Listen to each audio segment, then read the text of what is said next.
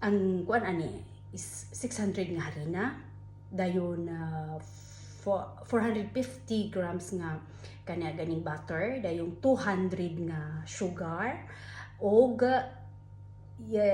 katubitang yellow sa kanang itlog, dayon unom sila, unom kabuok akong gibutang.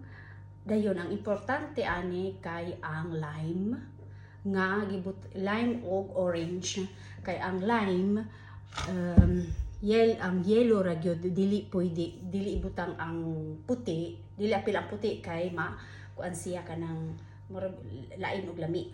Unya kay kani ako gikan po sa akong garden, so okay kayo ni.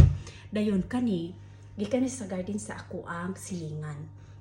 Nangayo ko gahapon og unom kabuok, pero ako rang gikuan kana bang kuan ra gyud kaning hanirang ibabaw, dili gyud pabuton dito sa ilalom ang gamiton ora ni. So mao ni ang kuan mo ni ang natabo.